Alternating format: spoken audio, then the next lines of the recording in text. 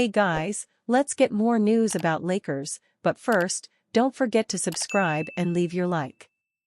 Lakers' Austin Reeves gets brutally honest about performance versus Mavericks.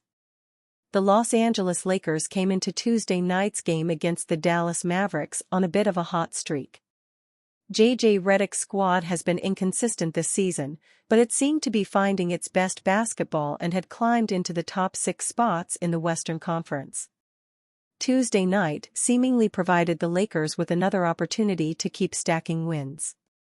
The Mavericks were missing both Kyrie Irving and Luka Doncic due to injury, leaving the Mavericks short-handed. Dallas had also lost 5 games in a row coming into this one, but that didn't stop them from blowing out the Lakers 118-97.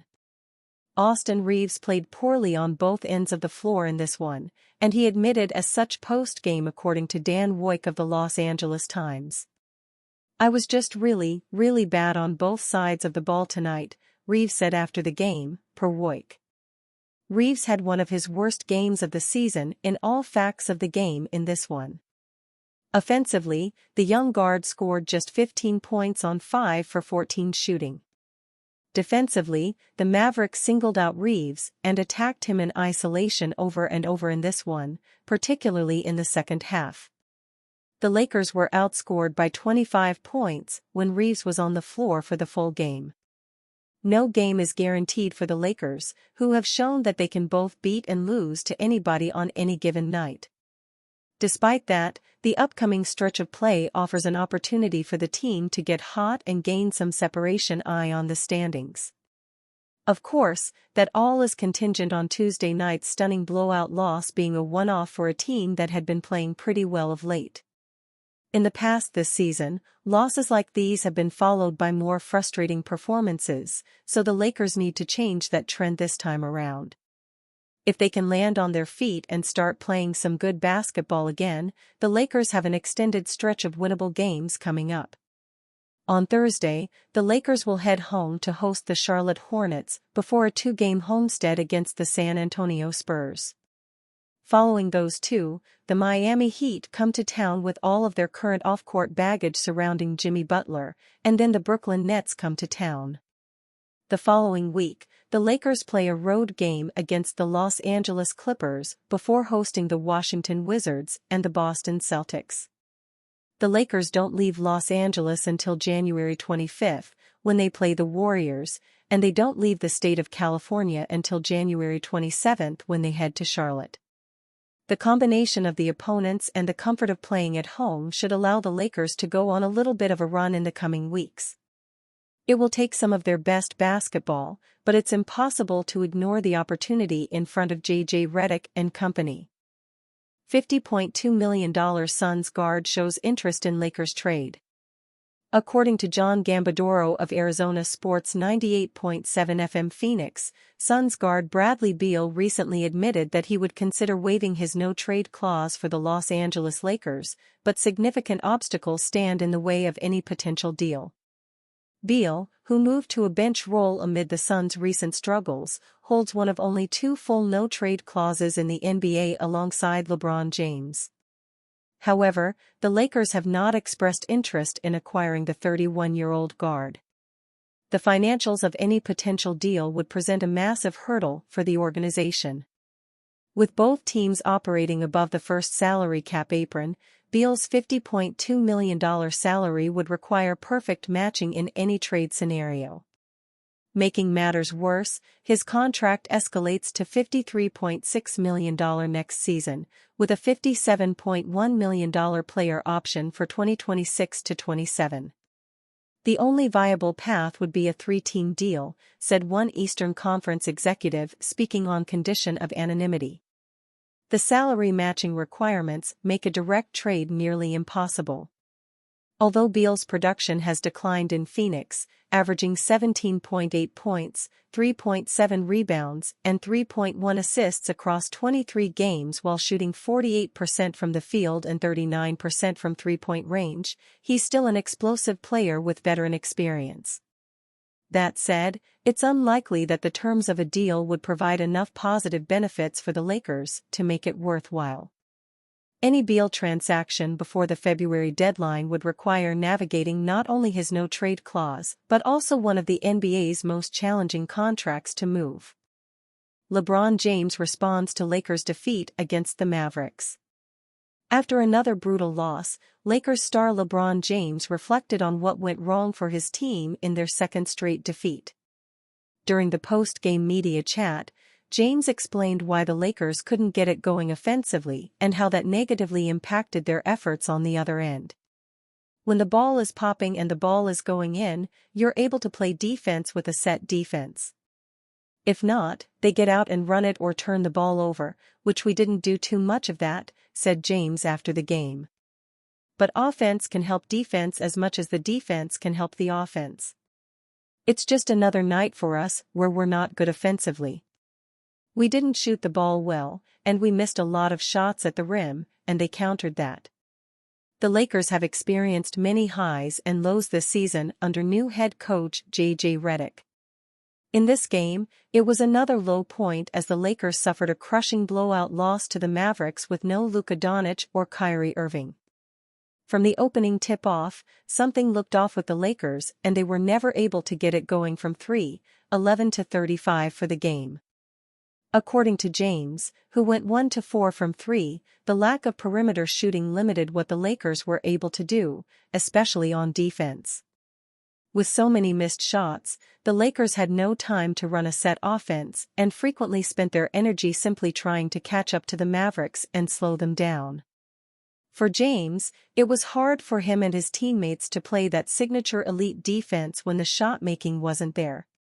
Between missed threes and inexplicably missed layups, the Lakers stars struggled mightily and failed to find an answer as the Mavericks extended their lead throughout the game.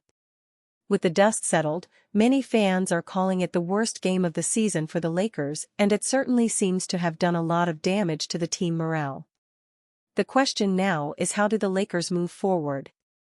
Despite trading D'Angelo Russell for Dorian Finney-Smith and Shake Milton, the rotation is still surprisingly thin, especially in the frontcourt where the Lakers' lack of center depth is felt.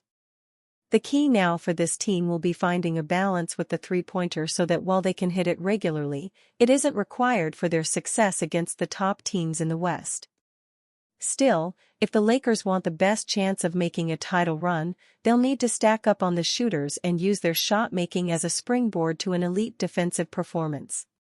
Ranked 21st defensively, the Lakers still have a lot of room to grow on that end of the floor, but they should be able to rise in the standings if they rediscover the defensive identity that led them to the title in 2020. J.J. Redick was as confused as everyone else at the Lakers' defense versus Mavs. Ever the team eager to take 2 steps forward and 1 step back, the Lakers bungled a great opportunity on Tuesday. Matched up against a Mavs team down both Luka Doncic and Kyrie Irving, the Lakers laid an egg and fell in a game that ultimately wasn't even close. While there was plenty of blame to go around, the Lakers' defensive effort was lackluster at best. Sloppy closeouts, missed rotations, and constant blow-bys all led to the Mavericks shooting 52.3% from the field while connecting on 18 three-pointers. All in all, not great. Head coach J.J. Redick has expressed many emotions in his post-game pressers this season: frustration, exasperation, disappointment. On Tuesday, though, it was a new one. Confusion. Our basic, shell, day one, defense, just wasn't good, Redick said. Low man wasn't there. If he was there, weak side rotation wasn't there. We just couldn't get stops on that. I'm not sure what our rotations were. I've never seen us try to execute what we were doing. I haven't watched the film yet. Just watching it live and talking to the assistants who did watch it on film, we're not sure what was going on with the shift positioning and the rotations. Never seen it before. Breakdowns like the Lakers had defensively are a combination of many things going wrong. In the Lakers' case, it was even the basic stuff they weren't doing. The result was a host of open three-pointers off drives and kicks. That was never more apparent in the second half than when the Mavs hit 4 straight three-pointers to cap off a huge run that the Lakers never recovered from. Asked what the team could have done in a situation like that, Redick broke down the different options and discussed how the Lakers did neither. "There's two things that you can do," Redick said. "One is you stay with your own man, or you can just zone up and you take cutters. We did neither. Again, I've never seen that coverage before." Ideally, you don't want your head coach to repeatedly reiterate post-game that he's never seen his team do something before, particularly when it's something as catastrophic as what the Lakers did. If you're a Lakers fan looking for a glimmer of hope, the Lakers have generally responded well after bad defeats. Unfortunately, it's also something that they have far too much of a sample size of this season. Lakers momentum stalls in 118-97 loss to Mavericks. The Los Angeles Lakers' growing momentum came to a screeching halt Tuesday with a 118-97 loss to an undermanned Dallas Mavericks team, dropping LA to 0-2 on its Texas two-step trip that started with a defeat in Houston. "I mean, it sucks, obviously, especially knowing where we were and how well we've been playing," LeBron James said after the Lakers dropped to number 6 in the Western Conference standings. They started the trip number 4 in the West, having won 8 of 11 games while upgrading the roster, acquiring Dorian Finney-Smith and Shake Milton for D'Angelo Russell, Maxwell Lewis and 3 second-round picks. But things took a turn for the worse. Los Angeles trailed by as many as 22 in the first half before losing 119-115 to the Houston Rockets, a team that came into the game having lost 3 of 4 games and missing Jabari Smith Jr., fractured left hand. The Lakers' stumble continued in Dallas against a Mavericks team that came in having lost 6 of 7 games.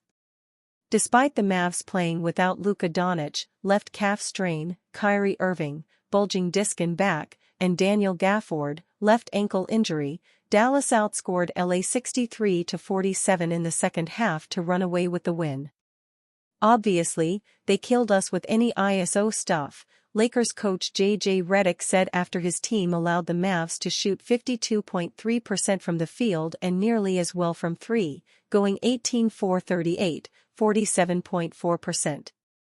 James, 18 points, 10 rebounds, 8 assists, credited Mavs coach Jason Kidd, a former Lakers assistant coach, for his great game plan against the Lakers defense. Specifically, Kidd directed his players to target Austin Reeves in isolation situations. "I felt like they just put people in pick and roll who they wanted in pick and roll and they tried to exploit matchups," James said. "And when we got into rotations, we didn't make enough second efforts." Reeves took accountability for his performance. "The first half was god-awful," said Reeves, who finished with a plus-minus of -25 in 32 minutes. "The second half I thought was better. But I can't allow that. I was just really, really bad on both sides of the ball tonight." Reeves scored 15 points, going 5 for 14 from the field, 4 for 11 from 3. The Lakers' most consistent player this season, Anthony Davis, didn't fare much better. He scored 21 points on 7-for-18 shooting with 12 rebounds and 2 blocks, but was partially responsible for Dallas outscoring 52-40 in the paint. NBA rumors: Lakers still not thrilled about Jonas Valanciunas trade. The Los Angeles Lakers are 1 foot in, 1 foot out for a trade involving Washington Wizards center, Jonas Valanciunas.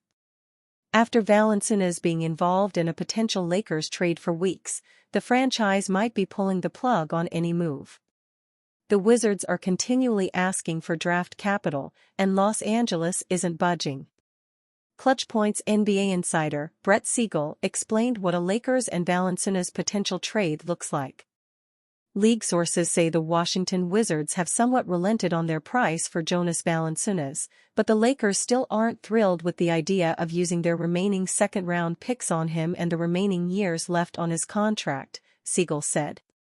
Los Angeles has been looking for a center to pair next to Anthony Davis and LeBron James for quite a while.